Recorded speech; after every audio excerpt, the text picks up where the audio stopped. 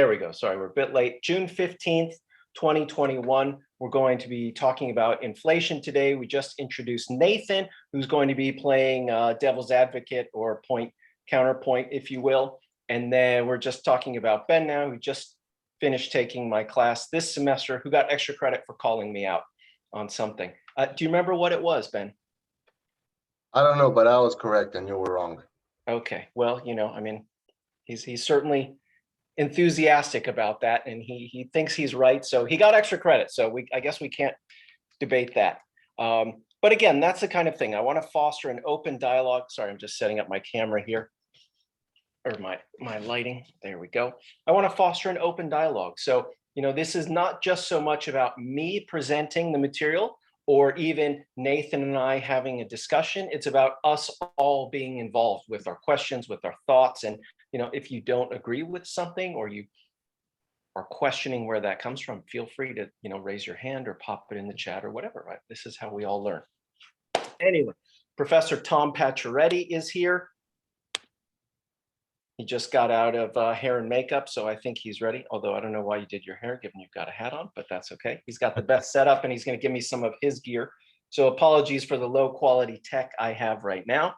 And then we also have Professor Lou here, who teaches accounting and business at SMC. And I think that's it in the way of professors and stuff. So anyway, thank you very much for attending. So again, Nathan and I have never done this kind of format before. Nathan, I put together slides. I figured I'd just put together some slides. You guys jump in whenever you want with questions. Nathan, where you disagree with me. I think, Nathan, is it true that Janet Yellen's on your screensaver on your phone? Is that what that was? Or I can't remember. That was a while ago. Sorry, I was muted. I was saying you were misinformed. That's fake news. Okay, so here we are back to the slides. We're going to be talking about inflation. My IG, Minderous Finance. I also have a YouTube page, but I put up little videos and stuff like that on anything related to finance or personal finance or investments. Quick disclaimer, this is not investment advice. As I always say, if you follow my advice for investments, you're almost guaranteed to lose money, so please don't do it. Now, with that, couple quotes. Keynes, everyone always talks about Keynes. Some people say we're all Keynesians now. Well, Keynes had some pretty interesting comments. By a continuing process of inflation, governments can confiscate secretly and unobserved an important part of the wealth of their citizens. Well, based on that quote, inflation sounds pretty bad, doesn't it? And this is something that I get. I don't see her in now, but one of my students in particular this past semester was like, I thought we wanted inflation. Why don't we want inflation? They keep telling us, they being the Treasury, the Federal Reserve, et cetera, are telling us that inflation is good. We need 2% inflation. Is that true? If so, why? If not, why? Here's another one. You can read this on your own time. This is my personal hero, Ron Paul, but basically saying the same kind of thing. Inflation is the most evil of all taxes. The idea being that inflation is bad. And Ron Paul stresses it hits the poor and the middle class. And we'll look more at that in our slides.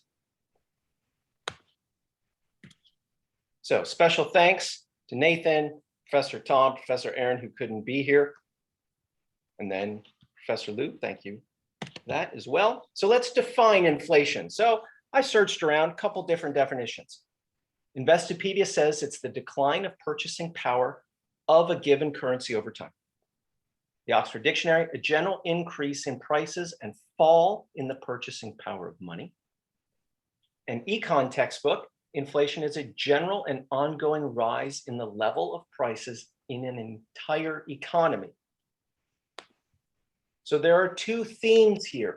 Prices go up and the value of money goes down. We get less stuff for the same amount of money. You used to spend $100 at the grocery store and you would get 25 things. Now you spend $100 at the grocery store and you can only afford 23 things. Or 3 things if you go to Whole Foods. Yeah, Whole Foods, right? Or it takes more money to buy the same amount of stuff. Okay, well, those 25 things that I always buy used to cost me $100. Now they cost me 110, right? And again, we're talking, if we go back to this one definition, we're looking at in an entire economy. So we're not talking about one item or two items, but we're talking about, hey, in general, is everything going up? If you buy 100 things and one of them increases by $10, well, that's not inflation, or the kind of inflation that we care about, because that's only one item. If the other 99 items stay the same, we wouldn't consider that inflation. Thoughts? No, yeah, my first one here, Eric, is it just says prices.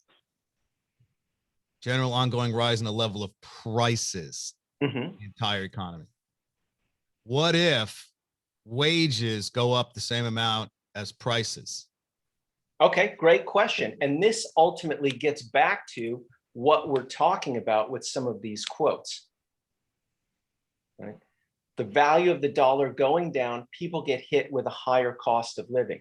Well, if prices go up 5% and wages go up 10%, has our cost of living gone up or down? Well, now we're getting in percentages. You get a 10% raise. Everything you buy goes up 5%. Yeah, but if I make $1 million, my 10% raise is 100,000. If I make $10,000, my 10% raise is 1,000, and therefore my cost of living might exceed the inflation on the cost of living, or prices might exceed that $1,000. So what we do in this regard is we look at percentage changes. So if you make $10,000 a year today, your standard of living is very low if you live in LA, right? If you get a 20% raise, you now make $12,000 a year. Let's say prices stay unchanged. Your standard of living is low, but it's better than it was before. So you are improving. Now, obviously, you still only make 12 grand a year. That's pretty bad for LA. We just did it for the math. Right. But the idea is, hey, am I relative to last year? How am I doing? Now, there are a ton of different ways to slice and dice this, and we'll look at some of that. We don't have time. I mean, you could literally teach an entire course on this, I bet, although I'm sure no one would sign up for it. So any other thoughts on that? Right, we're concerned about prices going up, the value of money going down. So who here oh man, and I didn't get my polls set up. I'm sorry, it's for a new class, so I didn't set the polls up. Sorry, let me do that right now. Nathan, you have any thoughts on this before we? Well, I have a thought, but I'm a little worried that I'm jumping the gun a little bit, because it concerns the causes, or like why inflation occurs. Okay, yeah, we'll talk about that later on. Right. But yeah, right now, just kind of trying to define the terms, because not everyone's clear on what exactly we mean when we talk about inflation. So there's a quick poll there. Can everyone see that? Those of you on your mobile phone, can you see the polls still?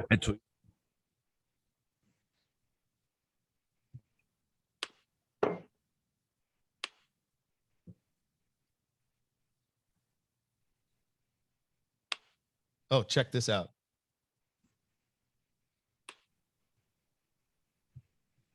So Eric. Yes. So I had something else to add on the inflation definition. Have you guys heard of also calling it purchasing power risk? Does that sound right? I've not heard the term purchasing power risk. Okay, well, some people call it purchasing power risk, meaning you get less for what you pay for. I don't know. I thought it's interesting, kind of has the definition in the name. Yeah, I mean, sorry, I'm just typing a question in here. That's what FINRA wants people to know, that inflation is purchasing power risk. So good old FINRA. Okay, yeah, I mean, it's the idea. Okay, so do you see the result there? 16 of the 18 people in here answered Every single one of them said there's inflation. Okay, now let's get an idea of what kind of inflation you think there will be. So here's another poll.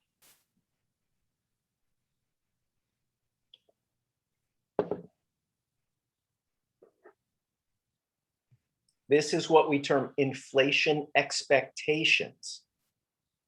And this is also what is very concerning to policymakers. Because when people expect inflation, they behave differently from when they do not expect inflation. Hey, Eric, what is the end of the question? There's no time frame.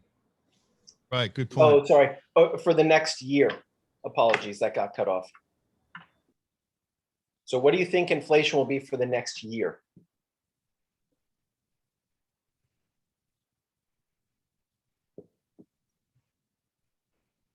I got my Jeopardy thing if you want.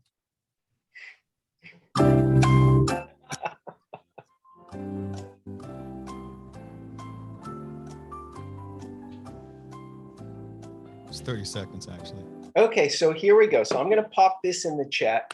30% say 2 to 5%, 56% 5 to 8%, and 13% above 8%. If anyone from the Federal Reserve saw this, would they be concerned? They'd be concerned, we know. Would be concerned that we know the secret's out. How many Fed board governors are there? 9 or 12? I think it's 9, 7 or 9 or something like that. I'll look it up for you, boss. Because my guess would be some are more concerned than others. I think there's a diversity of opinion on this. I think Powell would probably be on the lower end of concern. 7. 7. Should they be concerned? I think inflation wouldn't be too high until the next election, at least, because if the Democrat wants like one more term, this 4-year has to be like nothing crazy.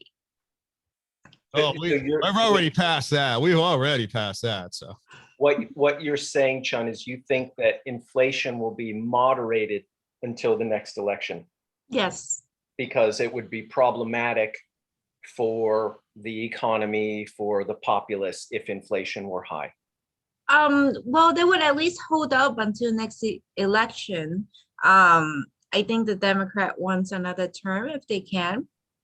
I think that applies to every party that's in power, 100%. Right. So if they're gonna do something that is gonna drive people, like blow people's mind or make people go crazy, it's like, oh my God, inflation is going crazy. They're not gonna do it on the first term. They're gonna do it on the second term. you're gonna do something Yeah. crazy, Seth. Because save it for the second term. I like They're that. already doing something crazy that blows up inflation. They're taking $3 trillion into the national debt, and they're giving it out in unemployment benefits. I know, but the fact that saying the inflation is happening or announcing it makes people, it's a different level. I would say that you're both right. I mean, Chun, I think your argument is correct that they want to either keep it low or at the very least keep the perception of it low. And then I would agree with Ben, well, hey, here's the US debt clock. We look at this in class. Over the past year, the US government, the federal government has spent $7 trillion, this number here, but they only collect $3.5 trillion in taxes, right? So that extra $3.5 trillion gets added to the debt, which is currently at $28.5 trillion. So our debt is growing by $2, $3, $4 trillion a year. Right? Is that inflationary? Nathan, I would say it is. Yeah. My devil's advocate doesn't extend to the fact that, or the opinion that there's not inflation. I think that it is inflationary.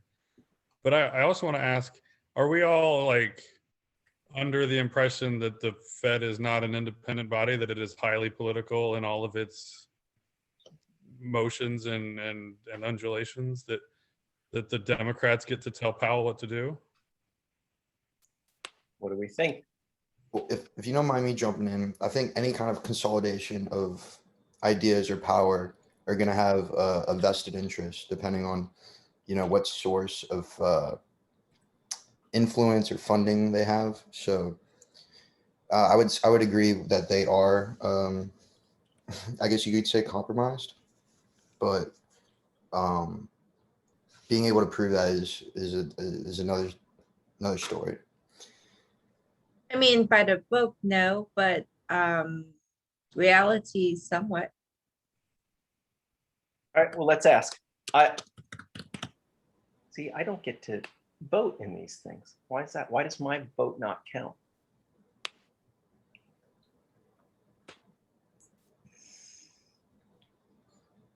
My polls. So Eric, if you don't mind, I have a question. Yeah, of course. Go ahead. Doesn't While I'm pulling this up. Yeah. Does the money supply even matter? That's a great question, right? And if we look at money supply, sorry, the same question got doubled.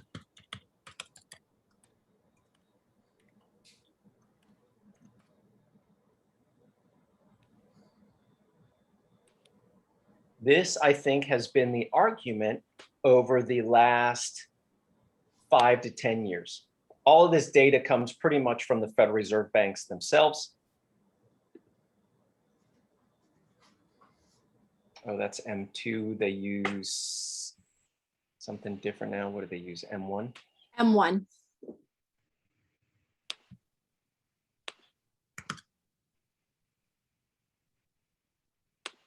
These guys are great, these statistic guys. Right, so if we look at M1, this is the amount of money in the economy.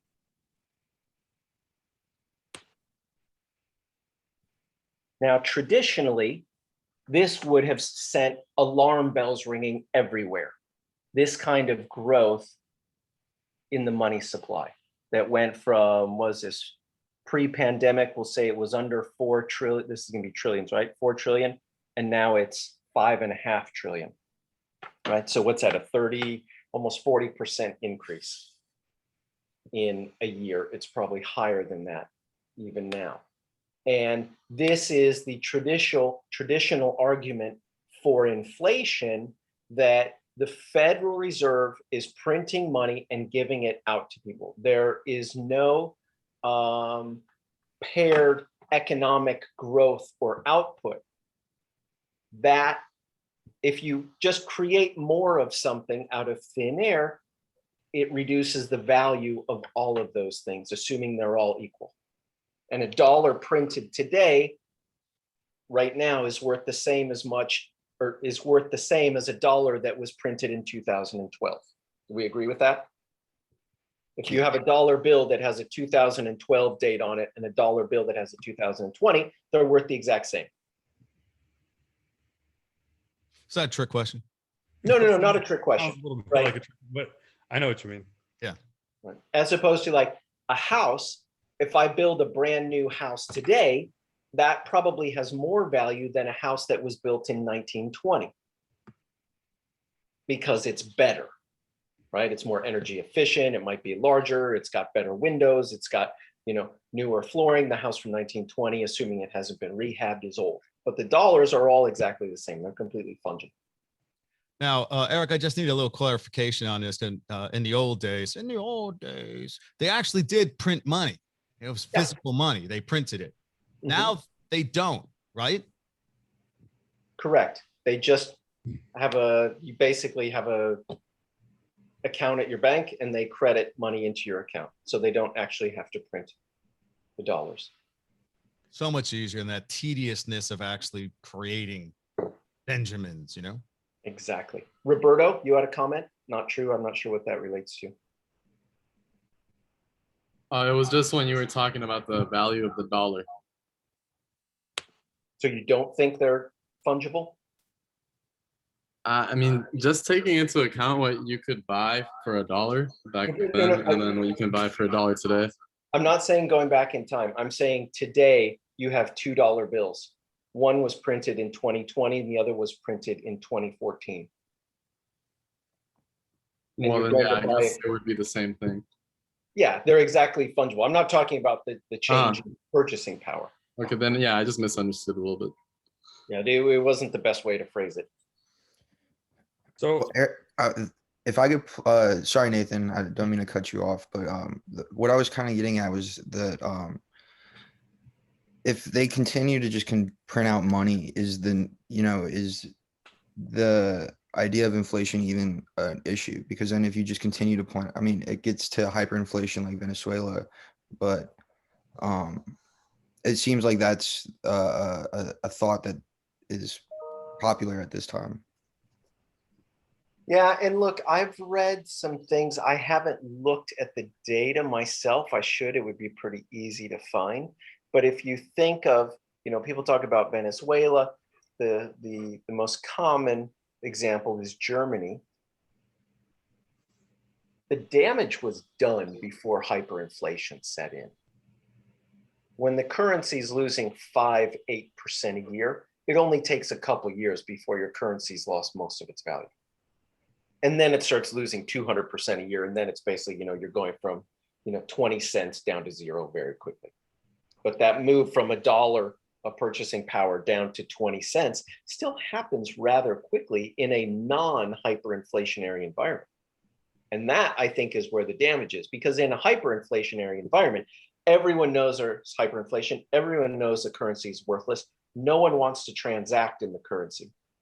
Where I think the real damage happens is when it's still losing 5, 8, 12, 15% a year, and people don't realize it. Mm-hmm. Hey, can I borrow $1 from you? I'll give you $1.05 back in 2 years. Like, yeah, okay. Well, that $1.05 that I give you is only worth 80-something cents, right? You've had a huge loss over that time, but you weren't aware of it. If you go to Venezuela and try to borrow bolivars from somebody, that's what their currency is, right? Bolivars. Yeah. You try to borrow bolivars and say, oh, I'll pay you 20% interest a year for the next 2 years. They're going to go tell you to pound sand, right? No one will take you up on that deal because they know. I think where the danger lies is when people don't know. And I think that's what's been happening over the last 10 years. And this is probably where Nathan will jump in and disagree with me, because I think inflation's been going on for 10 years. But the government's been sitting there going, there's no inflation. There's no inflation. It's like Obi-Wan Kenobi coming into Mos Eisley. He's like, this is not the inflation you're looking for. And it's like, oh, this That's a is good not the meme. inflation we're looking It's for. a very, very good meme. Yeah. Well, Professor, I think inflation was always here. I mean, it hiked up in the last 10 to 20 years, but Wait, sorry, start over, Ben. I didn't hear. inflation always happened since like the introduction of the dollar. There's inflation. Like, Yeah, that's you bought a true. car But for and again, $5. I think it's an issue of magnitude, right? And the government has been saying there's not enough inflation for the last 10 years. I think that's patently false, right? And they've been doing that deliberately to deceive people.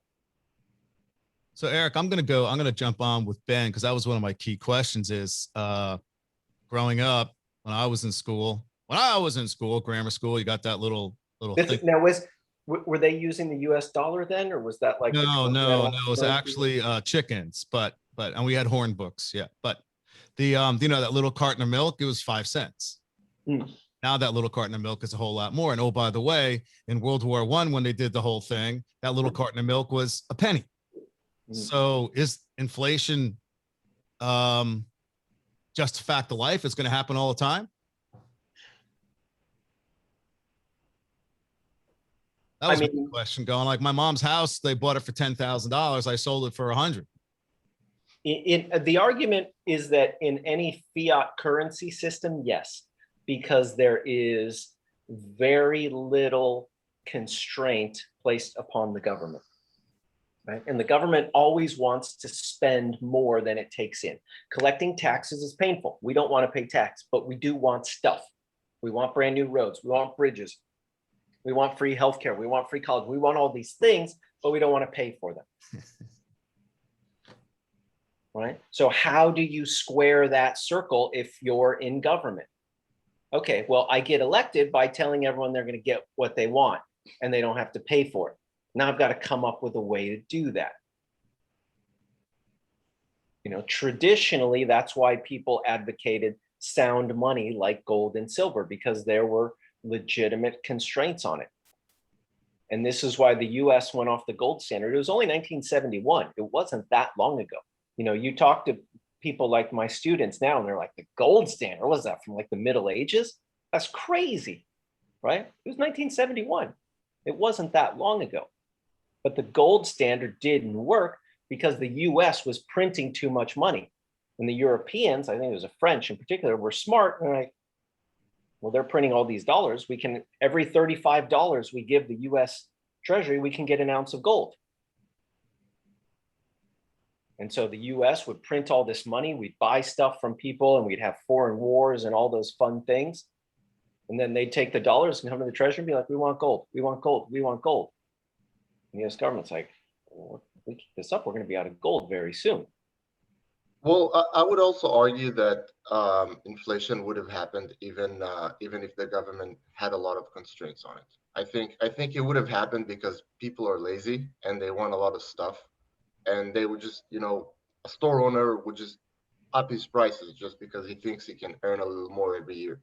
So with or without the government, I think it would have happened. Yeah, but now I've got competition. You raise your price. I'm still Yeah. selling that little thing of milk. I'm next door. I'm Walmart, right? The great vilified company that billions and billions of dollars and employs hundreds of thousands of people. If somebody must be buying it from them. Exactly. Sure, I agree with you. That's for sure. But I think the majority of people don't understand that specific fact that you should lower your price, and they would say, oh, the next door salesman ups his price, then I'm going to increase mine more because I can earn a little more. Absolutely. That's what So Warren I think Buffett's that's doing. why There you're getting more into the business and away Economics. from inflation, which generally is coming from, where does the currency come from and how much of it is in circulation, and, what is behind that, if anything. But I was just watching your favorite guy, Buffett, and his buddy talk about, hey, people are raising the prices on us. We pass the prices along to our customer. They're paying it. So we keep doing it. Yeah. And that's, this is the kind of thing when we look back at this poll, if 13% of the people think inflation is going to be more than 8%, well, if something increases in price by 3% or 4%, you're like, obviously you're not happy about it, but you would still presumably buy that because in your mindset, prices are going up 10% over the next year. So I don't want to say I guess it is acceptable. Again, you're not happy about it, but you find it acceptable. So Eric, I have a question. Going back to fiat currencies. Mhm. So with the world basically run with fiat currencies, and now a lot of countries looking at a digitalization of dollars. Couldn't one just theorize that inflation wouldn't matter because then you just continue to pump out theoretically digitalized dollars, and then inflationary is just kind of like something that's like smoke and mirrors or whatever. It's not really tangible because the money supply just continues to go up, even though money's not actually being exchanged because it's all digitalized. Again, maybe someone else smarter than I am can help me out here. I don't understand what's unique about digital dollars. If I send you money on Venmo or PayPal or Zelle, how is that different from me giving you a $20 bill? Well, what I was getting at is more of like what China's moving towards. They have their own crypto coin. The US is looking at it. The UK is also looking at their own crypto coin. So then is there going to be a finite amount of them? Because if not, then again, I don't see what the difference is between that and the dollar. You might have some enhanced security protocols, but if they can just issue more of them, what you have to go back to economics. And unfortunately, I'm not an economics professor, but what is here? Let's look at this. So just hold that. That's because this is kind of what we're talking about. When we talk about, let's skip to bump. So how do we measure inflation? So The Bureau of Labor Statistics, the BLS, they publish something called the CPI, the Consumer Price Index. This is the official measure the government uses to look at rising prices. Now, there are all kinds of sub-indices. There's the core, there is the CPI, something or other. This is basically the CPI-U. It's meant to reflect the prices paid by urban consumers who represent 93% of the United States. Anyone here not familiar with the CPI? What's it like? They take a basket, Velveeta cheese, eggs, couple of batteries, and keep pricing it, right? And if you want to have fun, like I do, in your spare time, instead of spending it with your loved ones. Second, sorry. You can look at this. This is the actual CPI that I downloaded from the Bureau of Labor Statistics. Oh, I saw whiskey go through. These are the expenditure categories.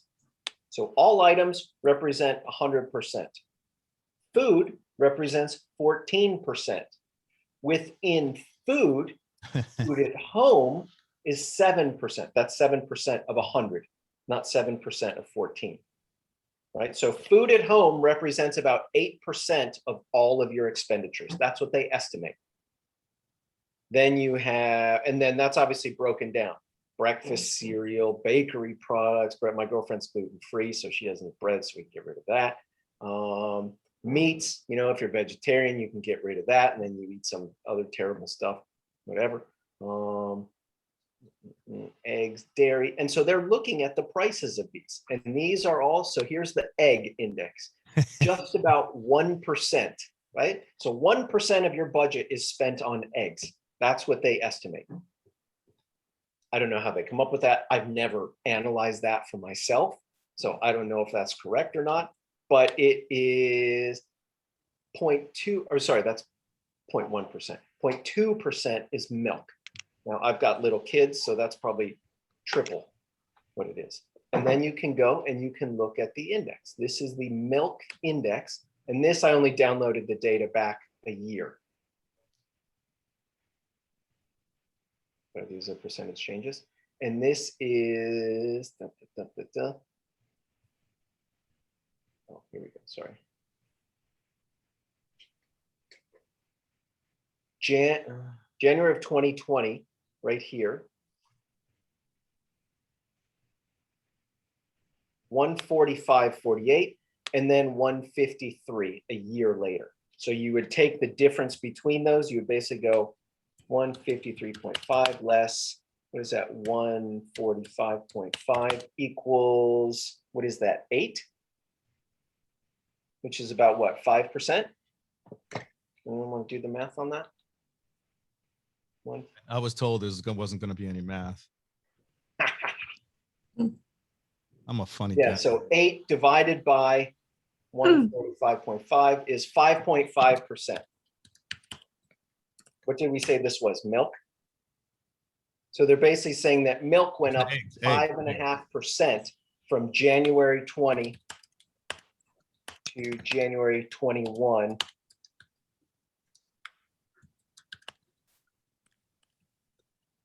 That's a lot.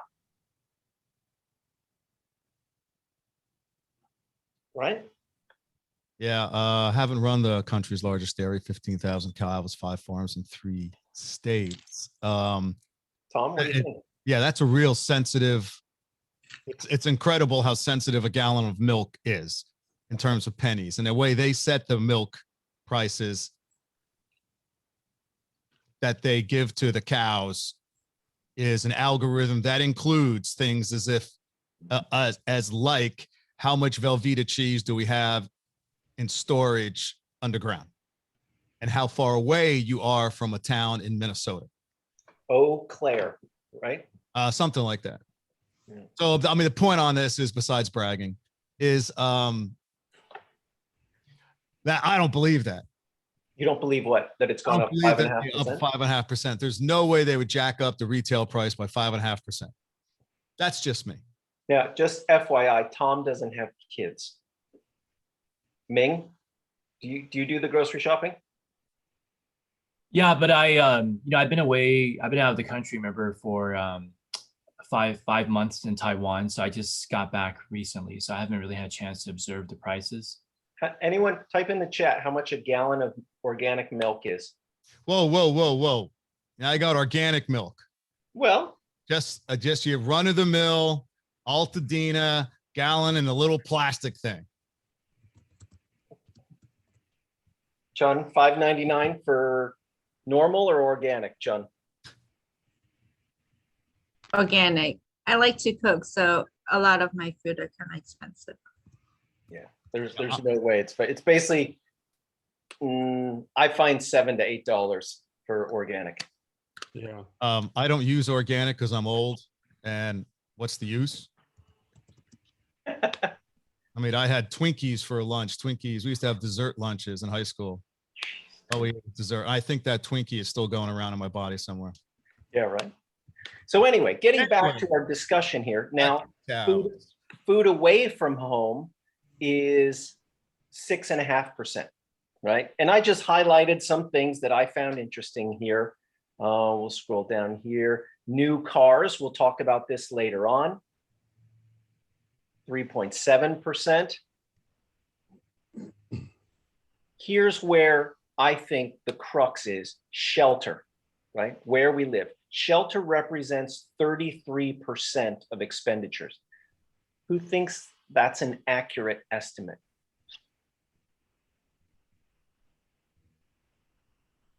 Or just put in the chat.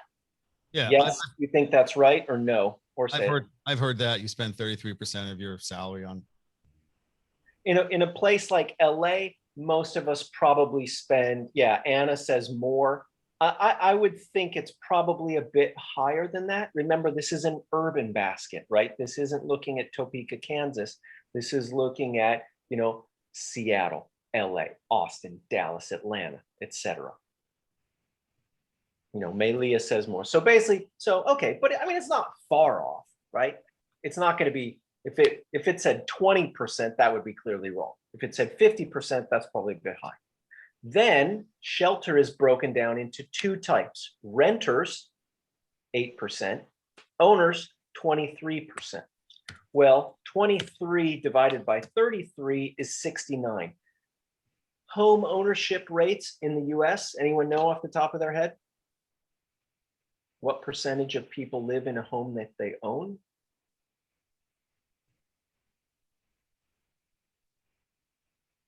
It's about 60 to 65%. So again, probably not too far off. Could be a bit lower. Rent of primary residence, well, this is taken from surveys of rents people pay. Owner's equivalent rent of primary residence, what is that? Well, this, I think, and if you've watched my Instagram or YouTube, you've hopefully seen my video on this. This, I think, is where the CPI becomes what I like to call the CP lie. They do not look at actual house prices. What they do is they go to someone like Tom, who owns his house and has been there for 800 years, and they say, Tom, if you were to rent your house out, how much would it rent for? Tom, when was the last time you rented a place to live in?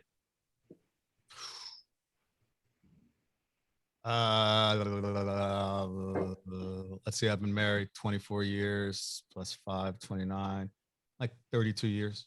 Okay. Do you think Tom has an accurate estimate of what a single family home in Santa Monica rents for? Now, Tom teaches business and he's a pretty smart guy, so he actually might.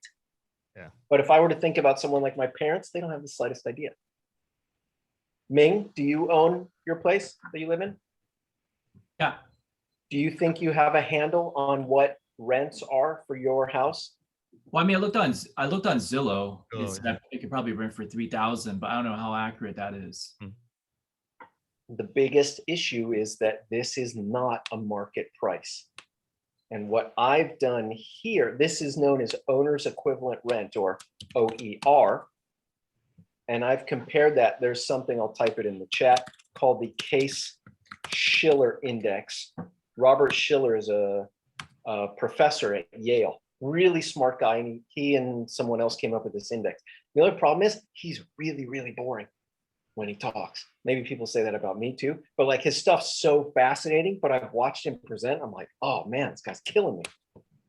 This, the OER, is the blue line. This is what the government thinks housing primary residence home ownership costs over time. The red line is the Case-Shiller Index of the top 20 markets in the US. I don't know off the top of my head what percentage of housing that encompasses, but I would assume it's probably 50 to 70%. So probably a good proxy. Now look at this here. And this only goes to like end of December, I think. Housing's gone up even more since then. So this is going to be up here now. So there's this huge gap. And remember, this is 23% of the entire index, and it's understated now by a factor of like 70%. So when you start digging into the details just of something this straightforward, and we'll talk about cars and how it gets even more complicated with that, we can see how there are problems. And this goes back to the point I was trying to make with Ben. I think there's been inflation for at least the last 10 years that hasn't been captured by this. Thoughts on this before we move on to the next thing? I had one. I'm curious how many people think the bailouts that the Fed did, wasn't it in the trillions, if that spurred inflation from last year till now? You know, they put all this money in the system, and doesn't it just dilute the rest, right? I mean, that's the argument I'm making. Now, I think another point, and Peter Schiff makes a good comment on this, and we talked about this in class. Think about the airlines. And again, Anna, apologies, because you've already taken my class and you've heard this. What happens if there's an economic shock and the airlines go bankrupt? Because everyone's going, we have to save the airlines. We need the airlines. What happens if the airlines go bankrupt? Do they blow up the planes? Do they go, oh, sorry, we're bankrupt. We're going to blow up the planes. Oh, sorry, we got to put all the pilots to death now. Right? All the flight attendants, we're going to drown in the sea. Those assets don't disappear. Those skills don't go away. Obviously, if no one flies for a year, then their skills are going to deteriorate and they'll have to go back to training, etc. But I have a couple of pilot friends, they've been doing training this whole time, right? And then they have to go before they get called back to active service, right? Those skills do not go away. Those assets do not disappear. What happens? Well, the planes that were purchased for X get sold more cheaply. Hey, we're going bankrupt. Okay, we're going to do an asset sale. And now the plane that we bought new for, I don't know how much a plane is. Tom, any guess? I don't know. Call it 40 million. I don't know. I really don't know. Keith isn't here. We have a colleague who worked for Boeing. He would probably be able to price it out to the penny. But let's say $10 million they paid for it last year. Well, they'll sell it for $2 million in a bankruptcy, right? The pilots get their contracts renegotiated, the cabin crew, right? Who benefits from that? Does anyone benefit? They could. Oh, by the way, a new 737-800 is $82 million. How much? 82? 82. Okay. Well, let's ask our bankruptcy workout expert, actually, Professor Pacharetti. What would happen when someone takes over the new company and they paid 20 cents on the dollar for all the assets? Yeah, one of two things are going to happen. They're either going to absorb that into their I don't know what they call them, flights or their herd of planes, or they'll just keep them decommissioned so that they can push up the price. Oh, okay. That's one interesting thing. Let me pause. Professor Liu has a quick announcement before he has to run. Yeah, let me paste something in the chat box real quick. Eric, how many of these attendees today are students, or are they just viewers on your channel? Probably half. Okay, so let me just post something in the chat box. So as Eric mentioned, I'm a professor at Santa Monica College. So I just talked to Sheena Neal, who's the West. So there's a company called Robert Half. They're a staffing agency. They help match people with other firms for temporary, part-time, and full-time jobs in accounting, finance, and business. So I was just speaking with her yesterday, and she mentioned that right now there is a huge demand from various firms out there to hire people. So I posted the contact information for the Robert Half West Los Angeles branch if you happen to be living in the area. If you're looking for work, again, either temporary work, part-time work, or full-time work. I also posted a video that I created with them a couple of years ago. So if you want to check that out, if you're not sure what Robert Half does exactly, but they basically match you with employers. They don't get, there's not a fee for them. They only get paid by the employer if they match the employer with you. So that's all I have to say. Thank you. Thank you very much. That's Professor Ming Liu. He teaches accounting and personal finance and business. Is that right? Just accounting and personal finance. Thank you. That was our paid sponsor. Okay, so that's the CPI. They look at this, and just to give you an idea of what goes into it. And then there's a number. So when you read in the news or see something, oh, the CPI was up, I think the last print was up 5% year on year. Now, obviously with the pandemic, I would expect some crazy numbers, right? Because a lot of stuff moved around in terms of prices. Did anyone get laundry or dry cleaning in June of last year during the pandemic? Probably not. I know I didn't. No, So, some of these things you would expect to kind of be all over the place. But if you look at the longer trends, like we did with this, you see, well, you know what? This red line is going up at a much steeper slope than the blue line. The government is basing their policy on the blue line. Is that accurate?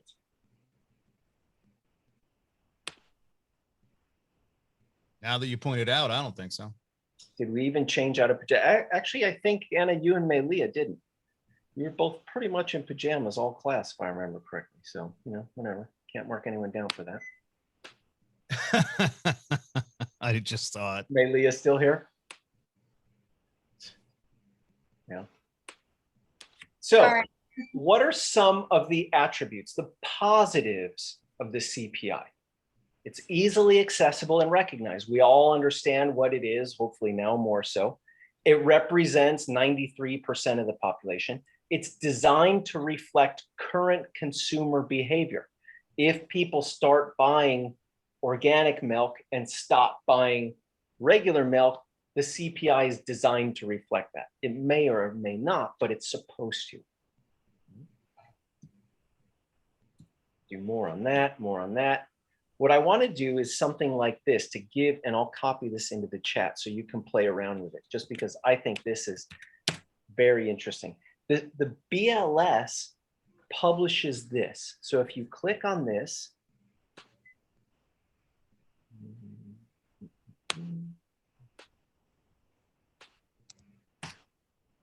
you have the CPI Inflation Calculator. Now,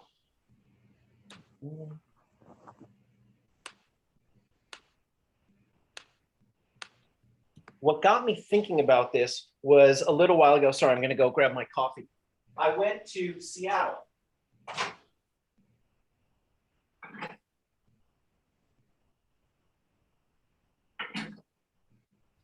Anyone ever been to Seattle? What's the main tourist attraction there? Rain. Other than like the original Starbucks? The Space Needle. The Space Needle opened in 1962 and a ticket was $2. So what we can do is go here and say, okay, what was $2 in 1962? And this will tell you what? $2, 1962 has the same buying power as, call it $18 today. What does that mean?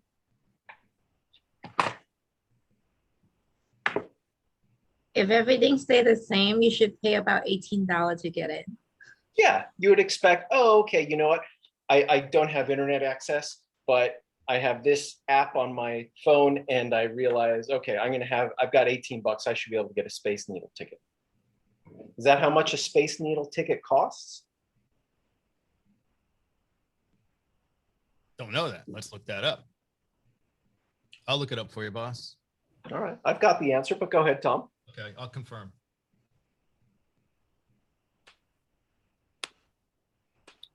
Interestingly, an iron worker who helped build the Space Needle made $3.92 an hour.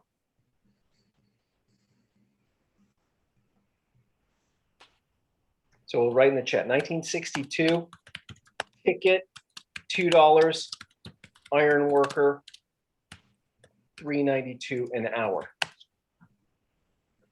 All right. Trip Savvy says that the tickets range from $24.50 to $37.50 depending on age, when you buy, and whether you're buying tickets for seniors or children. Call it 30 bucks. An adult ticket is $35. There you go. Bob's your uncle. So ticket is $35 today. Now, according to this, an iron worker should make 35 bucks. I actually looked, a Seattle iron worker, the median salary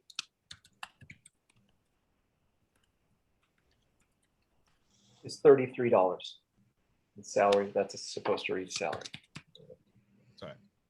So what this CPI reflects, well, it looks like it accurately reflects the change in wages, at least for iron workers. And admittedly, I mean, is iron working, I'm sure it was relatively speaking, I'm sure it was more of an in-demand career in 1962 than it is today.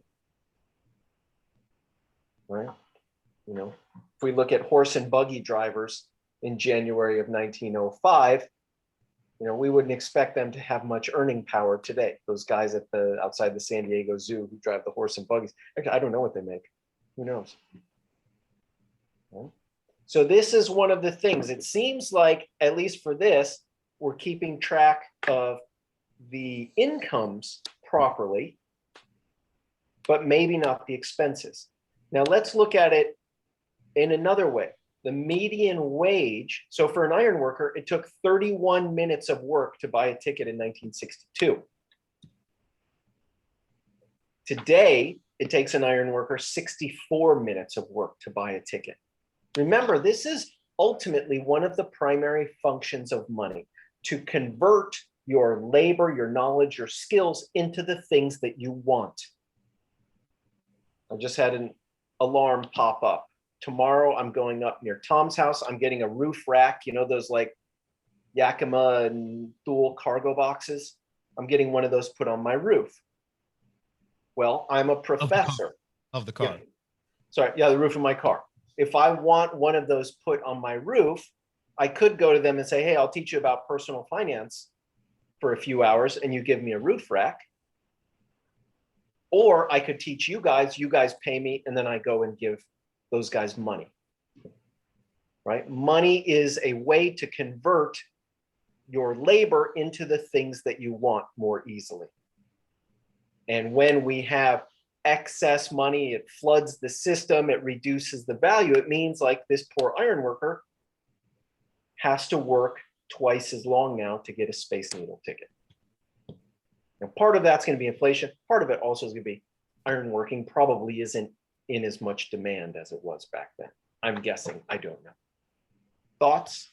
Well, so to kind of summarize, the big takeaway as far as your thesis is concerned is that the CPI would predict the ticket to cost 18. It actually costs 35. Therefore, the government is underreporting inflation, and the longer the window you're looking at, the bigger the underreporting and the more problematic the underreporting. That's great. Right. Okay. You can give the presentation next time, Nathan. That's stated a Well, lot we more haven't even gotten succinctly than I started did. yet. What was that? I said, we're not even warmed up yet. Don't worry. But yeah, that's basically my claim. Inflation has been underreported for a long time. The longer the time period we look at, these 1, 2, 3, 4% underreporting start to really add up. You know, and if you look at something like median wage, right? You look how many minutes of work it takes to buy a ticket. And you can look at all of this stuff. You can look at a house, you can look at a, ticket up the Space Needle. I'm from San Diego. I tried to look at a ticket for the zoo. I couldn't find ticket prices for 1980. I used to go back then, but I couldn't find the prices yesterday when I was looking.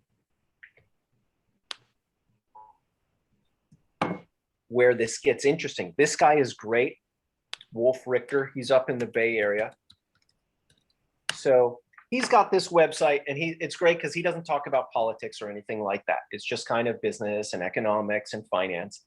And I've always been fascinated by this thing called hedonic adjustments in the CPI, and houses, cars, computers, etc. Right? So the computer I'm on now, I bought when I lived in Hong Kong in 2010, and it cost me $1,100. It's a 13-inch MacBook. What does a 13-inch MacBook cost now?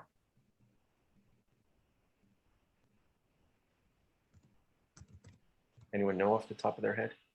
I would guess like 1,300, but I'm not sure. Okay, Tiffany said 1,300. According to the government, has the price of something like a MacBook over the last 10 years gone up or down?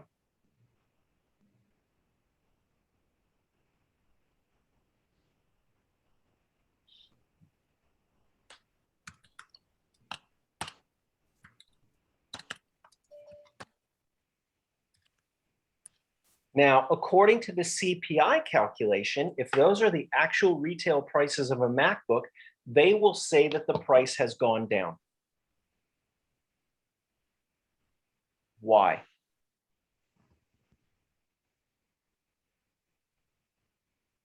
There's a whole different set of things, for lack of a more specific term, going on with tech. The function and usefulness of technology devices keeps going up, and the price to design and build them goes down, if only slightly. So you get a lot more bang for your buck when it comes to tech. Right. Is the 2020 MacBook better than the 2010? Yes. Right. I think we'd all agree that it is. Put that sign in front of me that says, "Prove me wrong." Exactly. Right. I think we would agree that it is. The trick is, how do you account for that? And I haven't looked into the details of how they would try to account for this. It has more memory, it's probably faster, it's got better graphics cards, etc. But what is the problem with this? If you want a MacBook, you have to pay $1,300. That's $1,300 out of your pocket. If you need only the 2010 version, can you buy that now? Not from Apple. No, you can't buy one that's just like the old one. If you could buy one that's just like the old one, it would probably be, I don't know, it's Apple, so it would probably still be $1,300, right? But imagine if it were $600, because then I would just go out and buy a new MacBook that's $600. The one I have now is fine for me. I don't want to spend $1,300 on a new one. So what happened was, I had a student, and she had some circumstances come up and wanted to do an extra credit project. And I said to her, okay, what I'm interested in is new cars and how this is encapsulated in new cars because the government basically says new cars aren't going up in price. But when I moved back to the US 7 years ago, I saw how expensive cars were. I had been gone for like 15 years. And so I said, how about you do this? Find the top 3 selling 4-door passenger sedans since 1980. And make a spreadsheet and put the year and put the car and put the price for the top 3. Well, it turns out that basically since 1990, the Toyota Camry has been the top selling car. So she put this together. I looked at it a bit, played around with it, and I sent it to Wolf Richter because he posts about stuff like this. This red line is what he made as a result of that, called the Camry Index. This is the list price of a standard new Camry every year, this red line. And then Wolf went a step further. What else do Americans buy? Pickup trucks, the Ford F-150. This blue is the list price of a Ford F-150 every year. And he didn't list it for the Camry, but in the Camry, there are 1 or 2 times where they redesign the car, right? So like here, this 2004 Ford is going to be a lot better, presumably, than the 2003 one. But the price went from $22,000 to $25,000. Now, this green line is the CPI component for new vehicles. So basically, the government's saying, hey, new vehicle costs have gone up 20% over the last 22 years. That's not very much, is it? But the price of a Ford F-150 is up 170%. The price of a Toyota Camry is up 70%. Now, if you remember, new vehicles were something like 7% of the CPI. Not huge, but still, when you look at this, what percentage of auto sales are trucks now? I don't know, 30% in the US? Maybe more? Nathan? Maybe more. It's probably pretty high. Right? Well, you think this is an enormous, enormous miss that is not being captured by the CPI. This is due to something called hedonic adjustments, basically trying to account for the fact that the Ford F-150 you're buying today is probably a hell of a lot better than the one you bought back then. But it's interesting. I talk about this with my students, and I did this past semester. Does everyone agree with that? The car you're buying today is better than the one you bought 20 years ago? 20 years ago, probably. Yeah. That it doesn't mean it's very significant to you with, how do you call it? Speed limitations and stuff like that, but it's probably better. What else? What about I feel like the cars nowadays can go a little longer than back in the day, like more mileage. Yeah. The one criticism I got from a number of students, which didn't occur to me, what happens if you get into a fender bender in today's car? Insurance goes up. Well, they're a lot more expensive to repair. There's a lot of sensors, electronics. Yeah, they're like, oh, you get into a fender bender and it's $1,000. Yeah. Right? Before you would just, it wasn't even my car, it was my mom's car. She had a 1979 BMW, right? You could hit anything with that, right? You could run into a fire hydrant with that and you'd be fine. There'd be like a, half an inch dent in the bumper. Now, obviously you don't want to drive cross country in that car. It's not going to be very comfortable. Well, Eric, I think the point you're getting at is about the values. It just is determined on how people assign value. So if they really assign, that Bluetooth or all those new speakers and they're willing to pay these, increased prices, then it's going to continue to happen. But is that really value added other than gas mileage? Exactly. And gas mileage for a lot of these cars hasn't really gone up that much. I mean, I have a Honda minivan. It gets, 22 miles per gallon. Right? That just blows me away. So anyway, this guy's website is great. Did I post it in there? Yeah, I did. And what else did I want to say on that? I wanted to say something based on that. Then there's another factor in the CPI called the substitution effect, where the example you're always going to hear from everyone is, what happens if the price of beef doubles? Does everyone buy the same amount of beef they did as last No, they're week? gonna buy turkey instead. Yeah, they're going to switch to, well, the example you'll always hear is chicken, but Ben has to be different. So he says turkey, but you're going to shift to a cheaper product. And I did not come up with this quote. I wish I did. I don't know who came up with it. But the idea of the CPI is that it's supposed to be a cost of living index. And the person, whoever it was who came up with this quote, said, well, at that point, you go from beef to chicken or turkey. And what happens when that gets expensive? You switch to something else, and then you switch to bologna, and then you switch to cat food, right? And the person said, at that point, it's no longer a cost of living index, it's a cost of survival index. What does it cost me to survive? And if you go, these guys, I've asked them, I'll have to reach out to them again. Anyone heard of shadow stats? But they basically put together data. And what they do is they look at CPI is, they change, they update how they calculate it. And what they do is they look at this blue is if we use the same CPI calculation as 1980. The red is what we're using now. If we use the same as 1980, it would be, it would have basically been 5 to 10% for the last decade, and now we're at like 12 or 13%. I don't have you have to pay for the subscription, which I'm too cheap to do. I'm trying to get a free one as a professor.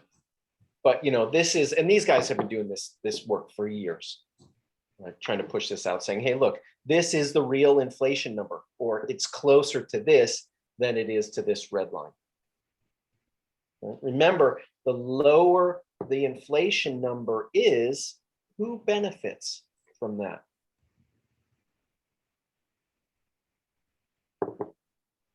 Policymakers. The government benefits because the government owes a lot of money, right? If you've borrowed a lot of money, inflation helps you because the money you're paying back in the future is worth less. Who is harmed by inflation? Savers. Think of my parents, they're retired, they saved money, they were pretty conservative and responsible in their finances, they've saved money, and now, okay, we've got this money to invest. How are we going to get a return and be able to live when interest rates are at 0? Junk bonds yield 3, 4, 5%. An Apple 10-year bond yields 2%. You need to have saved millions to be able to live off of that.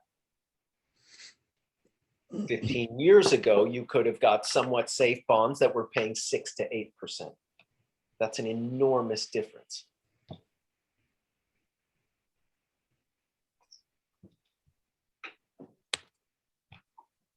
Thoughts, questions? Yeah, Corey, the wealthy benefit,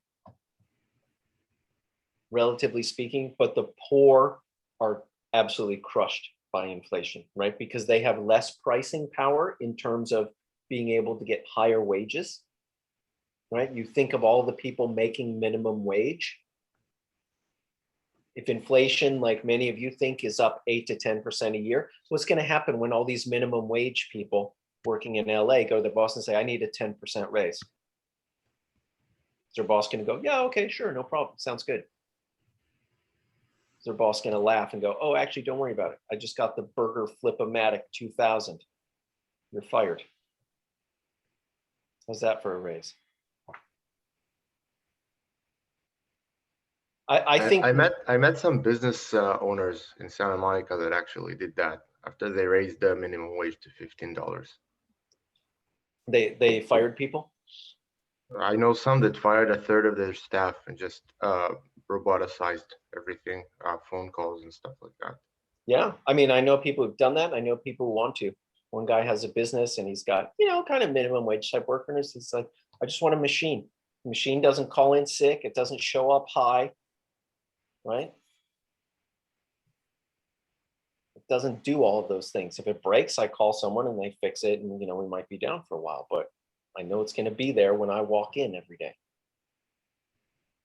This is, and again, here you just have a confluence of problems. You have this kind of opioid thing. You have, are you motivated to work for $15 an hour in Santa Monica when it's like, I think Tom, if he's still here, he sent me a thing. What's that studio, Tom? $2,600 a month.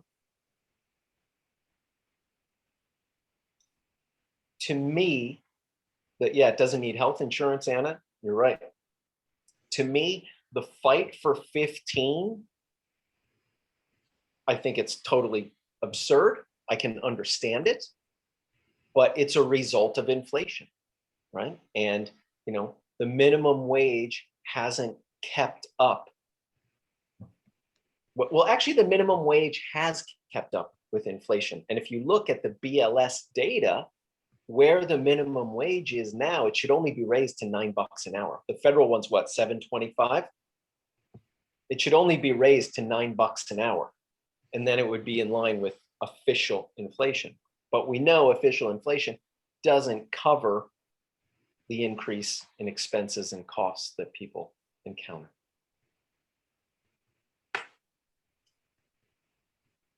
I also think the problem with the minimum wage, for what it's worth, is you have an influx of lower skilled people.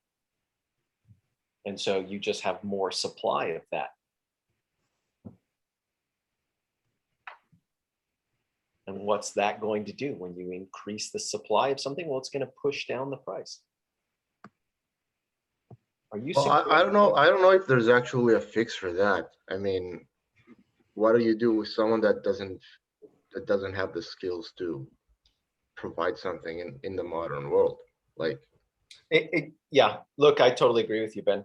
This is the interesting thing, right? Like, if you get the newspaper delivered, who delivers your newspaper, right?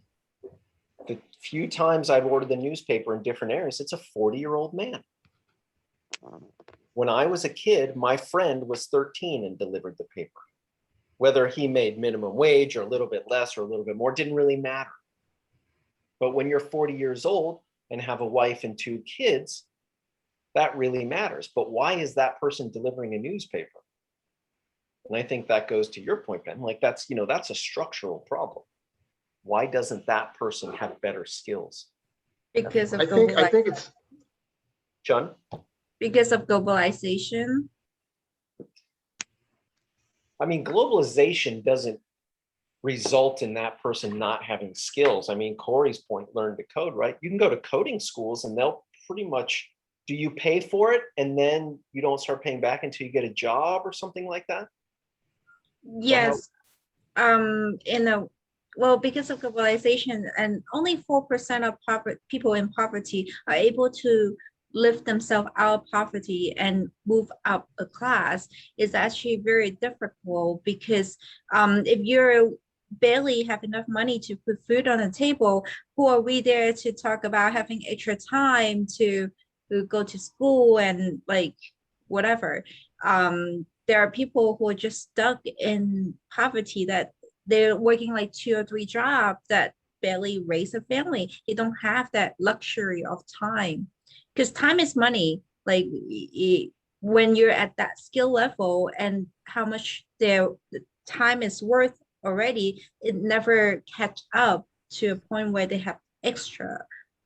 Well, I mean, you say that, and I certainly take that on board, but I mean, the U.S. still has, and I have a lot of issues with the U.S., but there are still a lot of opportunities in the U.S., and it's probably not as good as it was 30 or 40 years ago. But there still are a lot of opportunities, and I can understand we're thinking of like low skilled immigrant family coming in, And right? also like factory jobs, like that got taken away by a bunch because of globalization and stuff. So a lot of 10 time, years ago, I don't know how true that is anymore. I mean, it's the factories aren't the same as they were in the 60s, but manufacturing sector has rebounded like 40, 50, 60% in the last decade, because there's a especially in light of the pandemic, there's a reevaluation of supply chains, and people have realized how resiliency is like the future when it comes to supply chains. So there's a lot more manufacturing happening and there's going to be people manufacturing things in multiple places all over. Like Toyota has factories in Japan, of course. It also has factories in Tennessee, right? And that's not new. It's like 20 or 30 years that's been the case. So, you know, there are not as many good paying factory jobs as there were before, but that narrative is getting old. Well, look at the pharmaceutical industry in India and China, where all the compound chemicals are manufactured there, and we're reliant on getting those imports from those. And like the pandemic showed that, you know, if there's a global shutdown, like let's say another variant comes up and we have to do this again, God forbid, that, you know, the things just get shut down and we have no chance of resupplying those essential needs or, you know, industries.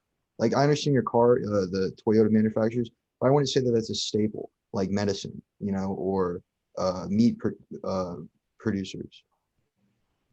I'm going to look this up while you guys continue this discussion. Sorry, go ahead, Jim. I also think like automation also is a factor as well because of machinery, and that alone already took a lot of jobs away. Right. Compared to back in Yeah, the and day. I think that probably addresses both of your points. That, you know, I think Nathan's point is valid. That here's manufacturing jobs in the manufacturing jobs in the U.S. Websites need money too. All right, here you go. Can you see this? Yeah. So Right. that So is, it's a far cry from where it used to be, but it's on the uptrend. That's kind of and they're probably better paid now. yeah. But you know, you probably have fewer. The skilled. problem is, you know, there's a lot more automation. So a factory opens up that in 1960 would have employed 1,000 people. Now it employs, you know, 80 to 150. I'm just making these numbers up, but you would probably assume something like that. Here's manufacturing jobs. When's this from? Oh, that's from 2017. Now, is it Eli who wrote, are you suggesting that consumer prices can backtrack and be decreased in an absence of an increase in the minimum wage? No, I'm not suggesting that. I don't think that's deflation when prices go down. Do I think there's going to be deflation? Not in the absence of any big time shock, which, you know, I mean, all the evidence is pointing towards inflation. Basically, there's too much debt in the system. The government owes close to $30 trillion, plus all of these other liabilities, you know, Social Security and Medicare and this. Where's our debt clock here? All right, so let's look at this. The official debt, 28.5 trillion, but then we look to unfunded debt. US total debt, $87 trillion. Right? Every citizen. I made that comment, it was maybe like 5 or 10 minutes ago now, but you mentioned that if you look at the consumer price index, that the minimum wage should be $9 an hour. But you also earlier made the point that the CPI is underestimating the actual price of goods. Mm-hmm. So do you believe that the minimum wage?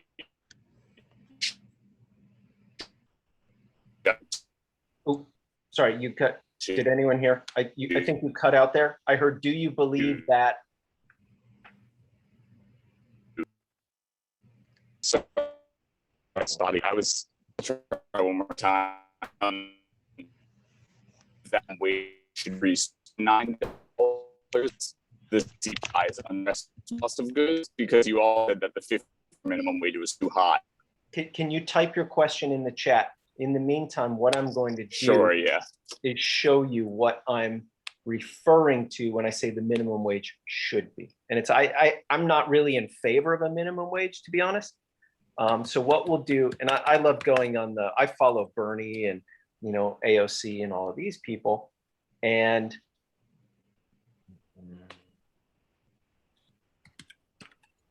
because there's this, you know, fight for 15.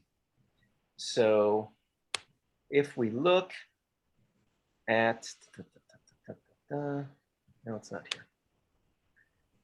Basically, I'm looking at the federal minimum wage history, and you pick any point in time. Here we go, 1981, 335. So we're going to go into our thing here, 3.35. 1981. You're not sharing, by the way. Ah, thank you. I do this all the time in class. That way I can test people on stuff and they won't get it right. And then I seem smarter than my students, which I'm actually not. But I have to trick people into thinking that I am. All right, 1981, 335. Today, 1030.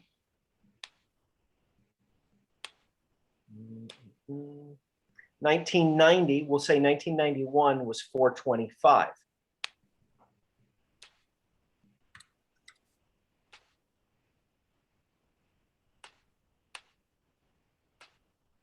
$850. All right, you know what? Let's go back. Let's go really back. What was the original minimum wage? Anyone know? 1938. 25 cents. Am I sharing? Yeah. Yeah. You see this, 25 cents, 1938?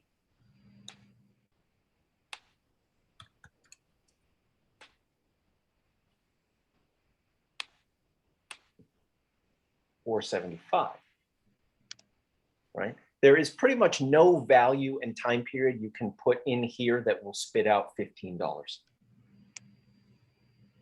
Furthermore, again, this is the overarching theme from the Fight for 15 crowd. You cannot support a family of 4 on minimum wage. I think that's a true statement. But question is, could you ever? So what I did was I looked at the minimum wage right here, starting in 1980, $3.10. This is the minimum wage every year from 1980. Okay, up to the current $7.25. Then what I did is I looked at the median home price of that year. So in 1980, the median home was $55,000. Normally you put 20% down. Back in the day, you always had to put 20% down. So I would say if you had a mortgage equivalent to 50% of the median home, because obviously if you're earning minimum wage, you wouldn't be expecting to buy a median home, right? But this is like, hey, I'm going to buy a home that's about 35 grand. So I'm going to have a $27,000 mortgage. Does that make sense? Then I looked at the mortgage rate for that year. These are mortgage rates in the early 80s, 14, 16, 16, right? Mortgage rates were crazy back then. If you wanted to buy a house, you had to pay 16% interest. And then I plugged the mortgage interest rate formula in, and this would have been your monthly payment. Assuming you worked, what did I say, 90 hours a month, something like that. I can't remember. Oh no, 170 hours a month. There we go, 170 hours a month. Oops. Your mortgage payment would have been 60% of your pay. And this is how many hours it would have taken you to buy the house. Like total hours of work, right? Not accounting for taxes or anything like that. So I think this is kind of the relevant metric. What percentage of my gross income does it eat up? This is clearly unaffordable. You see there are some brief periods. Actually, the only period where it was kind of affordable was right after the housing market crash. It got under 40% for a couple of years. And then I think I have a chart.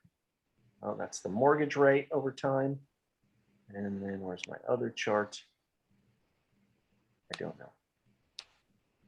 There it is.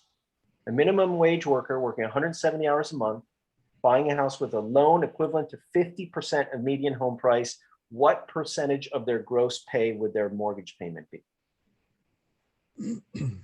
There's this one period of time where you could have bought a house working minimum wage. Like 3 years. I've tried to find rent information going back this far, but thus far I haven't found it. That's probably more appropriate. But you think about it, a family with 2 kids, oops, wow, sorry. Could you rent a 2-bedroom apartment for $400? Well, that's 70% of your income. Could you rent a 2-bedroom apartment for $200 a month in 1981? I don't know. My first apartment in Chicago was 2-bed, 1-bath. It was about here, and it was $600 a month. Anyone ever heard of the Latin Kings? The Chicago gang? I was right next to their headquarters. There was actually a shooting right outside my apartment. I ran and jumped in the bathtub. I thought you were about to say you used to be a part of them. No, no, that's just my tan. I'm actually not Hispanic. I always get mistaken for that though. So again, this is the kind of thing that, could you ever support a family of 4 on minimum wage? I don't think so. Going back to 1980, certainly not. I don't know about before that. I haven't looked at the data before that. I think it goes to your point about structural problems that have crept up over time with, low skilled laborers. I think it was designed with a lot of like teenagers and summer jobs in mind, right? Like people who are detasseling corn in the Midwest, like it wasn't designed for the parent of 2 children. Exactly. And I think that's exactly it, right? Like, the minimum wage, the 40-year-old, again, we're just going to take this example. There are certainly tons of other people in different situations, a single mom or whatever. But if we take a husband with a wife and 2 kids working a minimum wage job, yeah, it was never designed for that. To the best of my knowledge, I don't know. I actually haven't read the original legislation.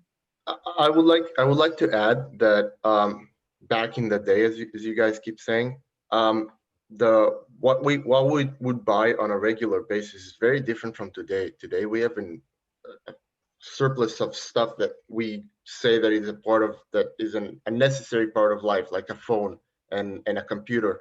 And in the 30s, in the 40s, like you would, not even textbooks, because I don't think people would go to public schools back then. So you would just provide food and shelter, and when your kids are 18, you put them out of the house. So it's very different, very, very different from today. You think about today. You spend money on a lot of stuff that you wouldn't even consider back then.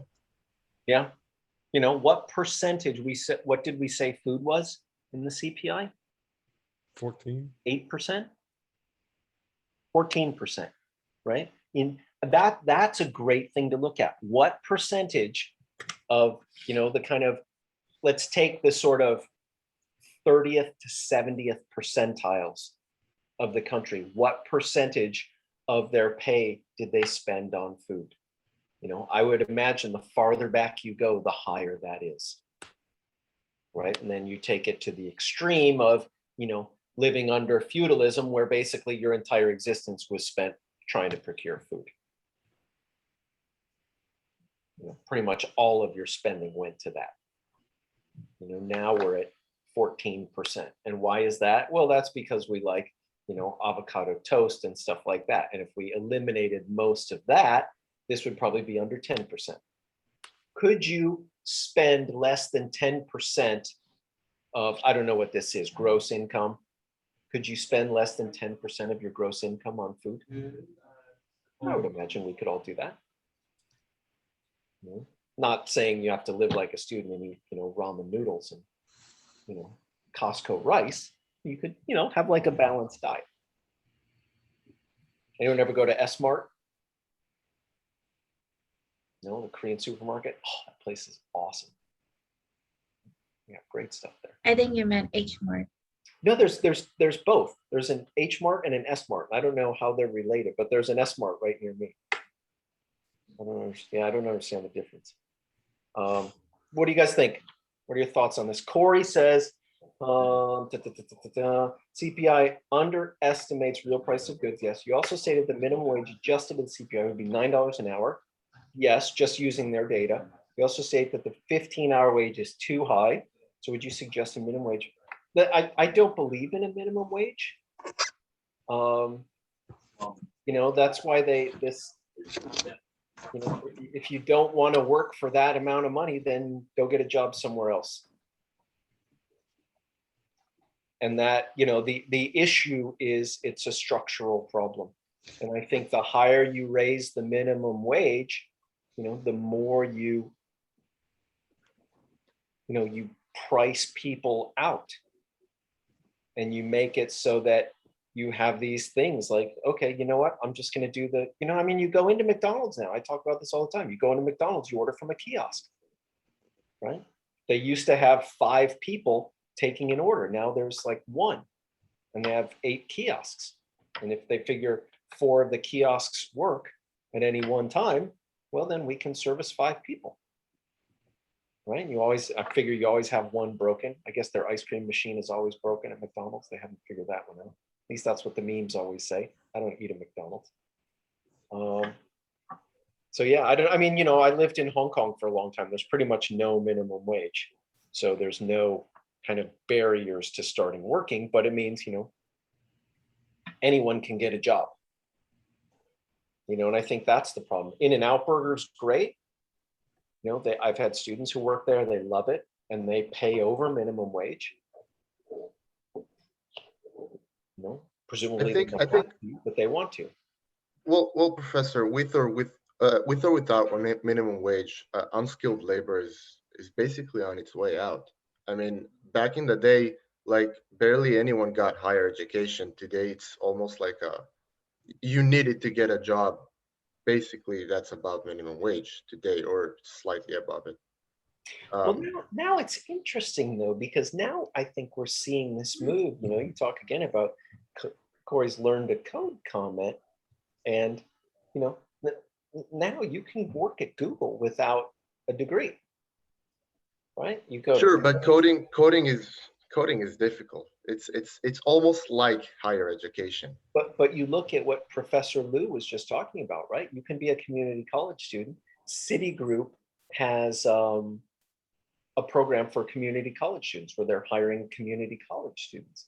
So I think the good news is the employers are realizing, hey, you know what? We don't need to just take people who've attained this, because and again, I comment a lot now on Instagram on these posts, and people get upset with student loan debt. Oh, they should forgive all the student loan debt and it won't cost the government a penny, which I don't understand on a math or accounting type basis. But people are rightly upset. Oh, I have 100 grand in debt and I studied this thing that's pretty much useless. Well, should that person, because they got that degree, should I as an employer give them priority over someone who's 19 or 20 who maybe has taken a different path? I think the good news is businesses are realizing that, hey, you know what, that doesn't, you took some useless degree. Why should we give you an advantage over someone who did something else?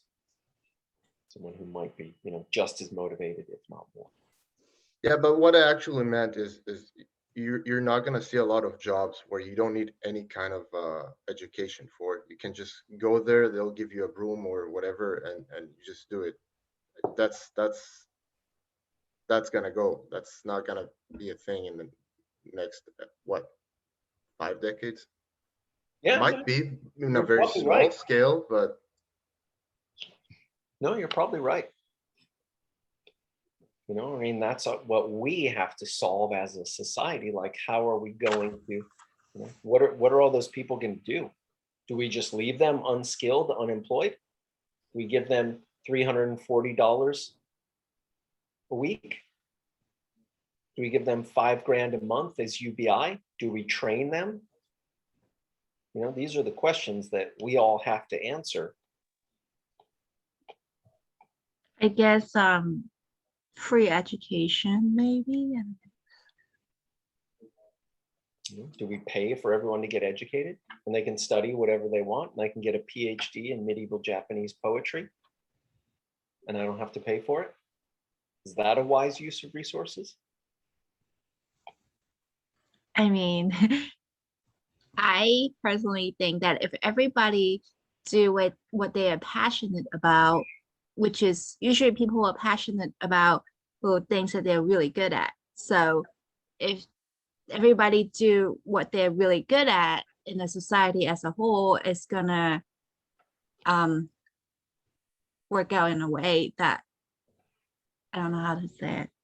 No, I understand. I don't want my So tax money. I don't want my saying tax that money. you guys, we should all pay for Nathan to get a PhD in medieval Japanese poetry because that's what it was. I mean, there should be a limit. If he got his PhD, he cannot get another degree for free, or maybe just a bachelor, and only one bachelor per person. You know, my issue is that with the schools, everyone gets paid the same. And if you teach mechanical engineering, you get paid the same as the dance teacher. You know, I don't think that's appropriate, but plenty of people disagree with me. I would say a solution, Professor, to that problem is somewhat of a government subsidy to industries that have lack of employees. So, for example, if there's an industry that doesn't have enough employees, and let's assume every industry needs some sort of education for their employees, then the government can come over and say, okay, we'll subsidize half of the cost of educating 30 new employees. And then they have to find people who are willing to go through that education. I would say that's a solution. That sounds like a scholarship program. Somewhat, but it's more like a trade like education. Like they teach them how to do that specific job, not an entire degree. These things happen all the time. Well, that's a good thing then. Take a page out of the libertarian playbook here. You don't need the government to help private industry train their workers. Trust me, I'm as libertarian as the next guy, but they'll find a way to train them. But see, I agree with you. I agree with you. Libertarian. I'm sorry? Are you guys going to start telling each other that you're not real libertarians now? Well, I'm not really a libertarian, but I think what libertarians say has a lot of value sometimes. I agree with you. I agree with you. But I think, look, I think if you have a big surplus of people who are unemployed, as much as I don't want to pay for their stuff, I don't want an uprising either. So, like, right. It's like I'm very libertarian. I hate giving people free stuff, but like I don't want them to raid my house and hate me because that's what happened in France, 300 years ago. I don't need that again. That was a little different. I think I take it's a bit different, but it's you're gonna be perceived in the same manner. Look, I think what it comes down to is do you want to pay for them to be trained to then get a skill, or do you want to pay for them to be on the welfare state? And then it's a cost benefit analysis. But you can't just tell people that it's time for your training now. We live in a free society. People are going to get whatever training they want. You're not forced. And they're going to have the option. But you can't tell them, okay, like, get in line, it's training time. So what happens when there's a disconnect between the values that society has, which by that I mean like the wages that they're willing to pay, and the things that people are willing to do? Does subsidizing education fix the mismatch between the jobs that they can't find people for and the people who can't find jobs? Sounds like Mao Zedong. I mean, Right, that's like my we're point. not forcing. No, I would say you're not have the gonna force anyone. opportunity to. It's Uh, just an opportunity to, because like yeah, if you want you're to, low wage. you Sorry. know what? The government is gonna come over and say, okay, you want a job, you have nothing else, like you can't do anything. Basically, no one's gonna hire you. Here's a list of jobs you can get trained for. Choose one, do it, or don't get a job and starve. It's like you have the option. I mean, I don't That think sounds we like a should free force. market. It's a free country. Everybody has the option to.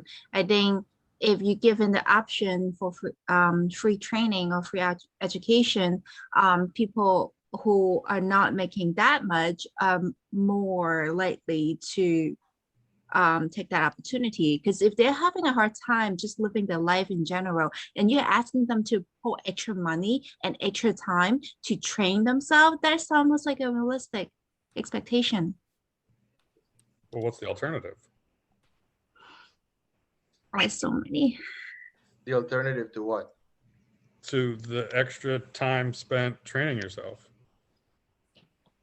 Well, if there is opportunity of like more affordable or free training or education, people who want to move out have the motivation to, they will take that opportunity. If the person who is really lazy and doesn't want to, even though it's free there, they wouldn't even prioritize their time to.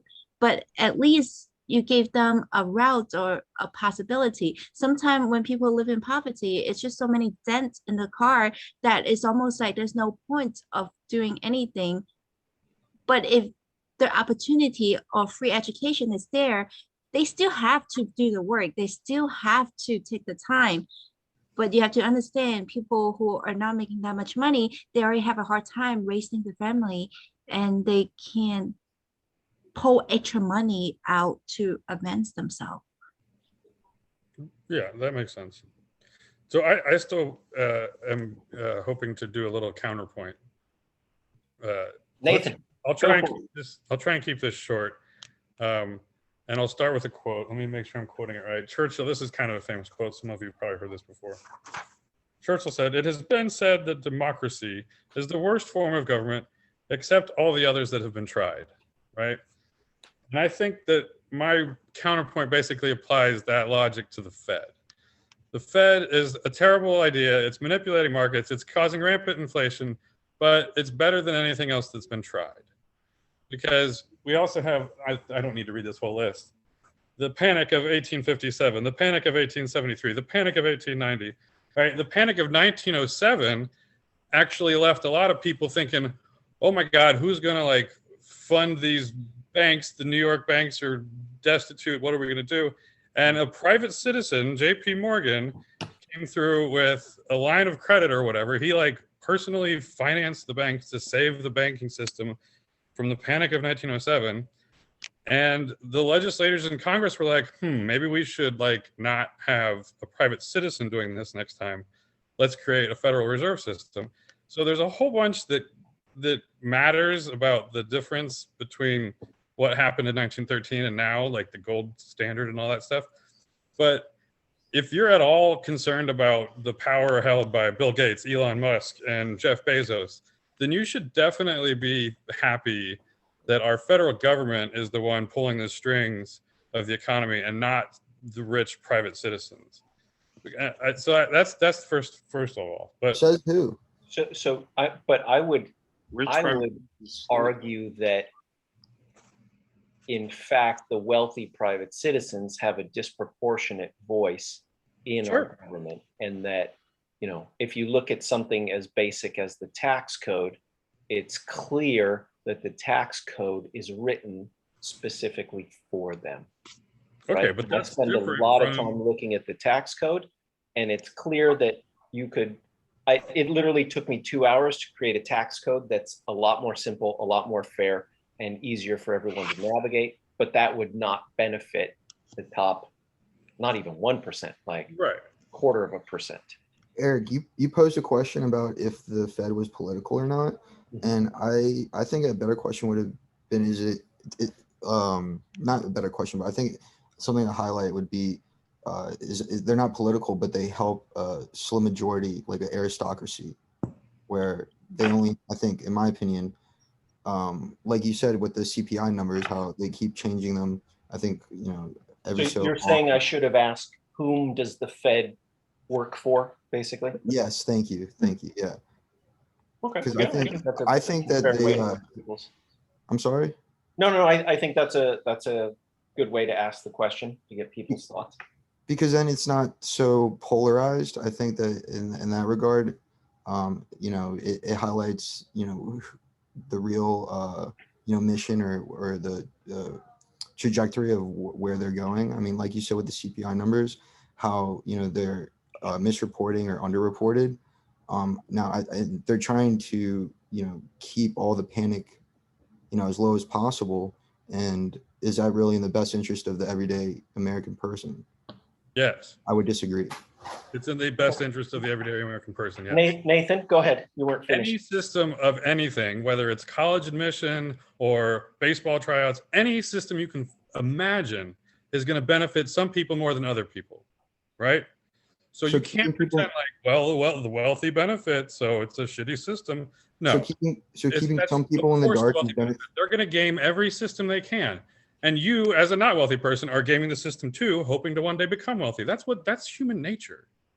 So keeping some So people in the the fact that dark is they benefit benefiting. from the system as it is doesn't mean that the system is wrong. It could be improved. There's room for improvement. I'm not trying to say everything's perfect and we shouldn't touch. That's not my point.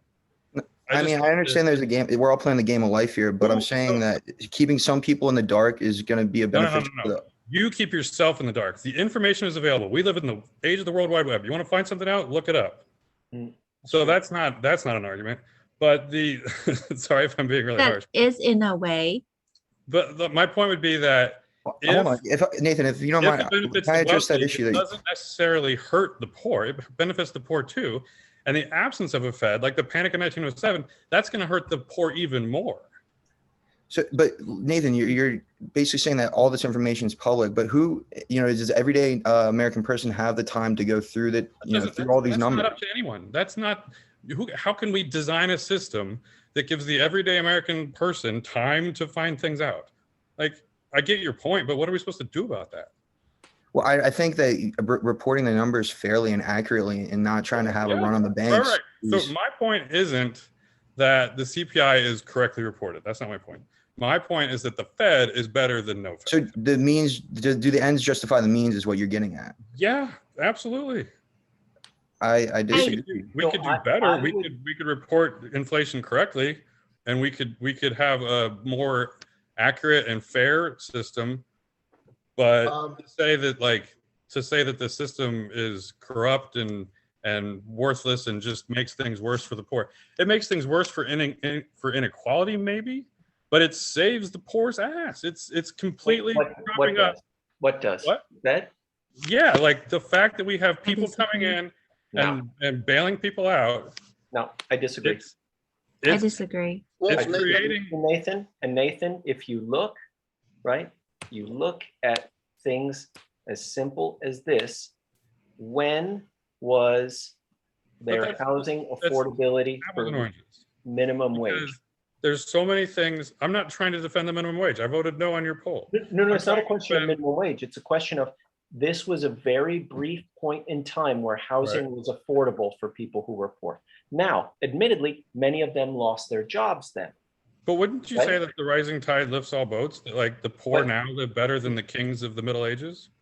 Right, but that's not, the Fed hasn't been around for 600 years, right? If we didn't have someone coming in to create artificial demand when all these disruptions and dislocations are taking place, then it would be like, I just feel like the Great Depression in 29 would be bad, and then the next one would be worse, and then the next one would be worse, and then the next one would be worse. Well, no, I disagree. Someone coming in and buying when everyone else is selling. I think the biggest.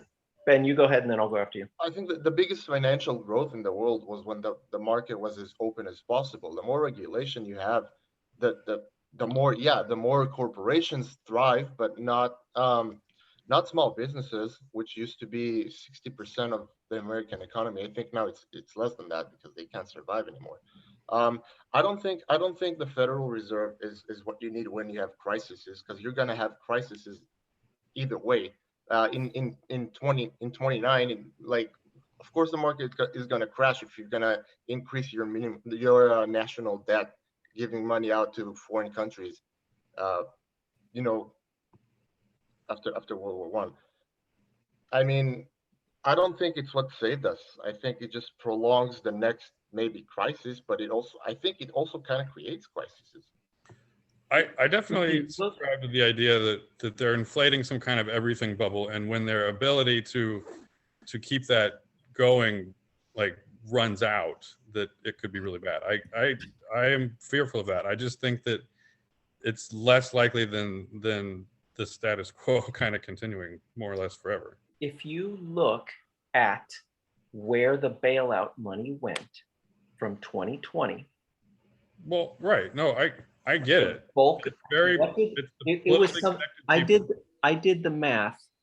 It was something about $12,000 per citizen, man, woman, and child. The first bailout, when you include the actual bailouts plus the Federal Reserve packages where they created new money to go in and do things. $12,000 per person. And what did the average person get? $1,200, right? The bulk of the bailout money went to people who were connected via, lobbying or something like that. They would have been better off saying, you know what? We're going to give every single person, man, woman, and child, $2,500 a month for the next 4 months, and then we'll kind of see where everything shakes out. And then everyone would have been like, has a dual mandate, right? One is control prices, and two is ensure full employment. So what the Fed is doing right now is trying to keep artificially low interest rates in order to heat the economy up to the point where full employment is more likely, right? So they're creating inflation, which is a tax on the middle class, but they're doing it in the name of employment. So if someone can have a better system that works better, yeah, that would be great. But I've never heard. I believe a fully open market will work a lot better than this. No, we tried it. The reason that we have the system we have now is because our democratically elected politicians kept putting changes into the fully open market because it was a disaster. I don't think it was a disaster. I think it was fantastic. This is just a philosophical view. But the way I read history, participation rate. We keep. It seems to me, with interest rates at zero, they're doing a pretty crappy job of maintaining full employment. When before we had zero rates, we had 66% labor force participation, and we were basically down at 64. So are you saying if we didn't have rates at zero, labor force participation before the pandemic would have been down here? What I'm saying is, if you're coming out of a coronavirus pandemic crisis, economic crisis, and you have a lot of people laid off, is the federal response to try to stimulate employment and try to get more people hired in jobs, what's the government supposed to do? Not their job. It's currency. You know what they should have done, right? Why did American Airlines and United Airlines? Okay, so they shouldn't have bailed out the airlines. Like I'm not trying to say anything about bailing out airlines. I totally agree with you on that. Right. The reason, look, I own businesses, right? I own an Airbnb, right? And it was supposed to be rented out for a huge amount of money, May and June. Instead, it sat empty March, April, May, June, and then it's renting out for 50% of that for the rest of the year, 50% of the pre-pandemic price. Did I declare bankruptcy? No. Why? Because I managed my business properly. The airlines didn't. GE didn't. Boeing didn't. If you don't let those companies go bankrupt, you're practicing socialism. And this, if you want examples on that, all you have to do is look at Fiat.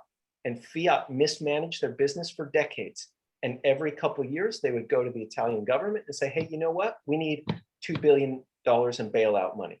And the government would hem and haw, and Fiat would go, if you don't give us the bailout money, we're going to fire 250,000 people and tell them it's the government's fault and you're going to lose your re-election. So it's up to you. What do you want to do?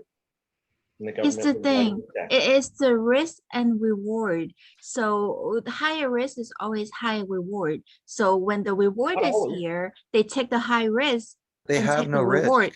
When they But don't if get they fired, they have take no the risk. high risk and there's no negative consequences of it, of course they will always take the highest risk possible and take the highest reward possible.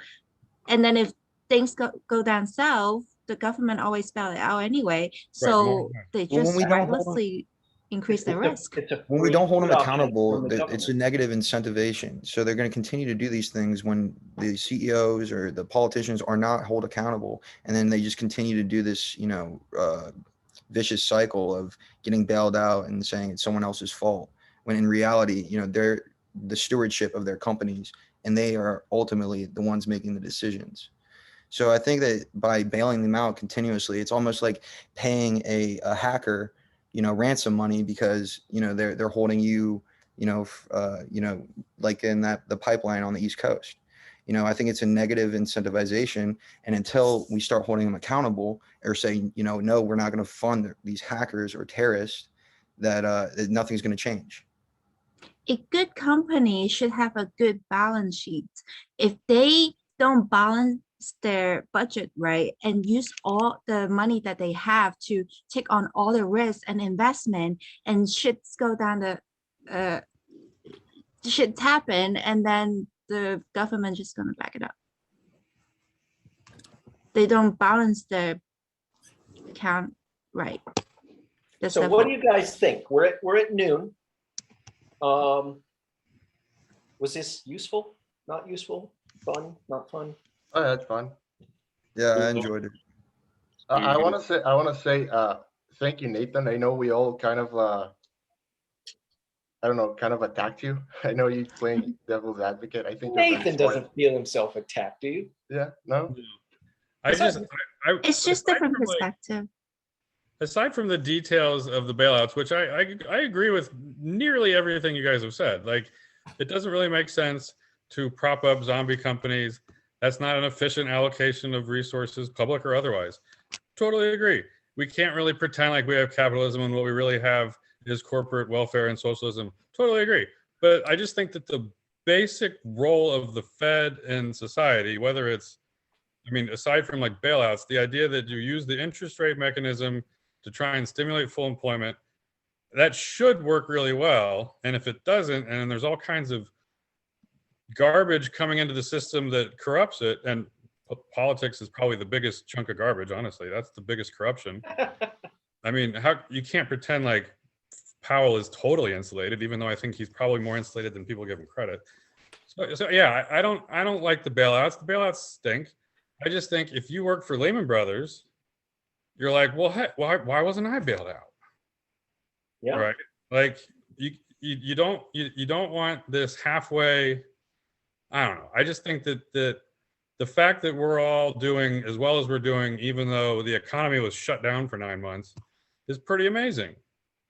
And if we have to pay the piper for 6 months with 5% inflation, I'm okay with that. I believe it's transitory. I believe that wages will go up, but that's a good thing.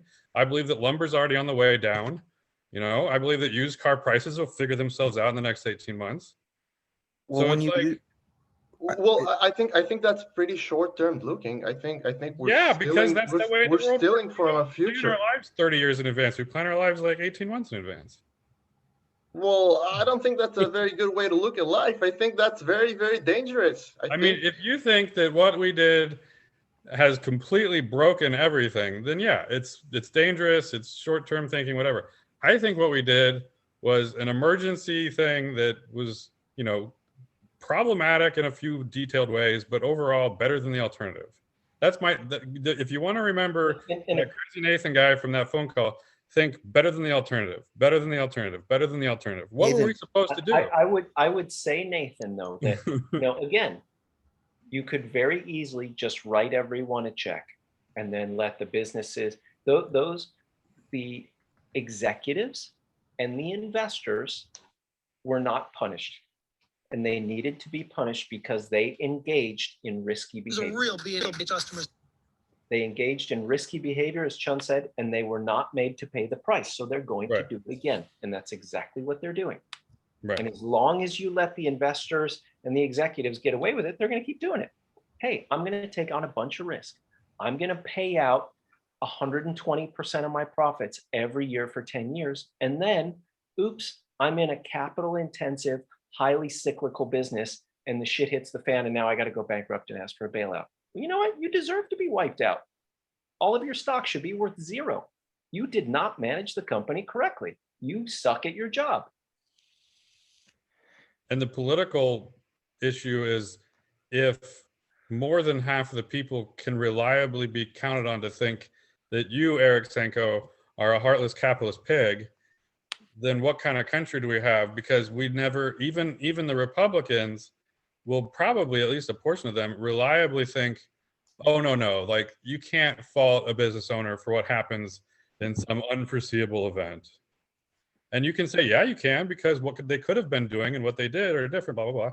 But like my point is that there's a majority, and it's not even a partisan majority, but like there's a majority in the country who just doesn't think that way anymore. And maybe that's the problem. Maybe the Fed is reflecting the reality on the ground that we're all too soft to take our whipping. But you also have to think about, where do people get their information? And when I have students and my mom tell me, oh yeah, we have to bail the airlines out. What would happen if they went bankrupt? And then I tell them, well, actually American Airlines went bankrupt in 2010. Did you know that? They're like, oh, no, I didn't know that. Did you know United has gone bankrupt in the last decade or two? Oh no, I didn't know that. Okay.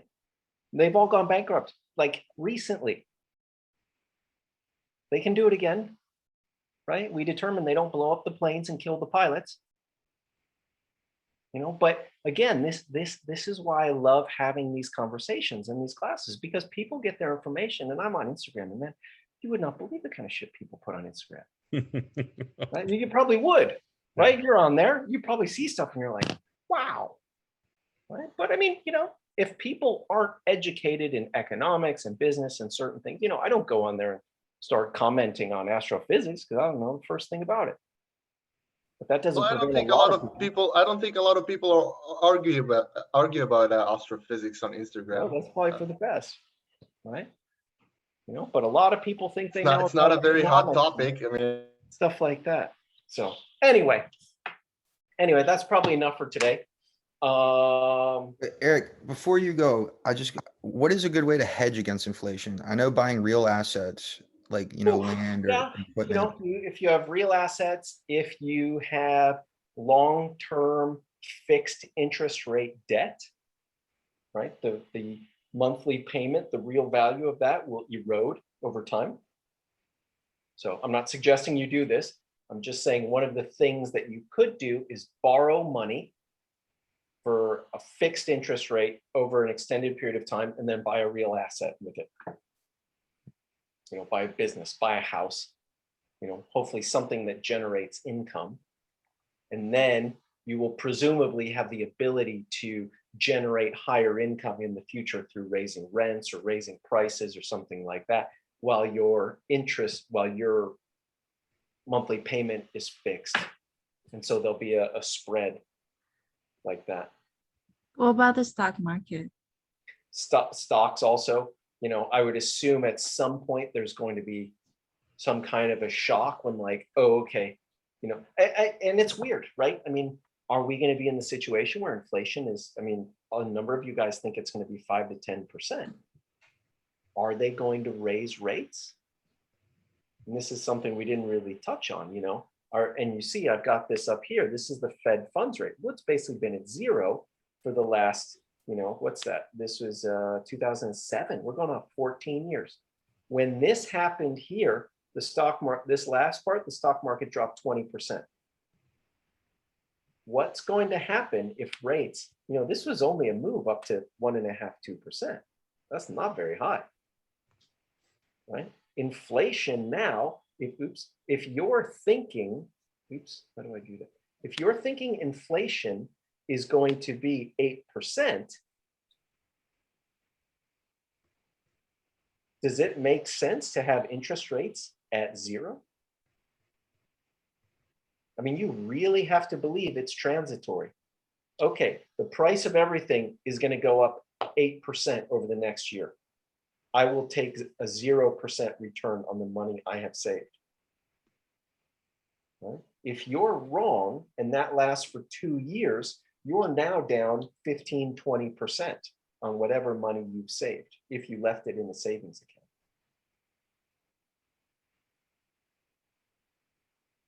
Apple 10-year bonds pay 2% interest. Would you buy Apple bonds right now? You got to figure that's pretty safe. Apple's not going to go bankrupt in the next 10 years.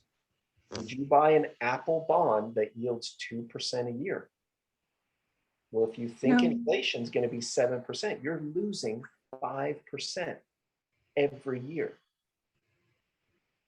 Right? Like this should have, I don't, again, and this is one of the arguments where, you know, people, Nathan would, you know, probably bring this up. Well, the bond market is not pricing this stuff in. I was about to say that. The bond market is not pricing in inflation. And the thing is, the people in the bond market, they're very smart.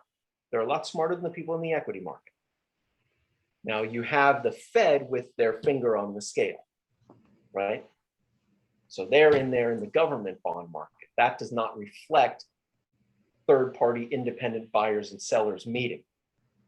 But still, Apple, and I mean, the Federal Reserve owns Apple bonds. I mean, why the central bank needs to buy Apple bonds is beyond me. It's not like Apple has trouble selling their bonds to everybody else. But these are the things to think about, and something has to give. Either it has to be like, oh, okay, there's actually no inflation and fine, we can keep interest rates at 0, or it has to be like, oh crap, there's inflation. Now interest rates have to go to 5%. And what happens to the stock market when interest rates go to 5%? Thanks. Yeah, right. And then the Federal Reserve is going to have to open up the taps because it's clear they don't want the stock market going down. So how it works out, how the hell do I know? If I knew, I'd be a lot richer than I am. Bitcoin. Bitcoin. Maybe that's a subject for one of our next fireside chats. I literally am fireside. That's a fireplace right there. 103 degrees in the valley today. Oh, jeez. Yeah, the fire's not on. Anyway, is that enough for today? Yeah. You guys are awesome. Those of you whom I don't know, you can shoot. You can just send me a message with your email, and I'll make sure you're on the list. There are a couple of you here who are new. I don't know you, so welcome. Hopefully, I don't know if you're taking my class this summer or just got recommended, but happy to have you here. And the rest of you, thank you very much. Nathan, thanks a lot, man. Really appreciate it. Really Happy to Thank you oblige. both. Ben's like, oh man, I didn't know I could sign up for that. I want to be that next time. So, but cool. I just like arguing. Yeah, I know, Ben. This is perfect for you. I think I might host the next one on my friend's site, Town Circle, because it's got larger capacity and we can open this up to, you know, the GameStop one. I gave people more time. We had about 100 people here. I think we had about 20 or 30, which is good. Nice kind of intimate setting. But again, I'm just gonna click my sound and video off, but I'll leave this on if anyone wants to chat me or anything like that. Well, thanks a lot, guys. And I'll be around. Here, I'll put my number in there in case anybody wants to text me or something, and I put my Instagram. If you want to reach out, talk about anything else, or set up a time to chat, let me know. Sound good? Thank you, Thanks, Professor. Eric. Good stuff, guys. Bye. Thank you, Professor.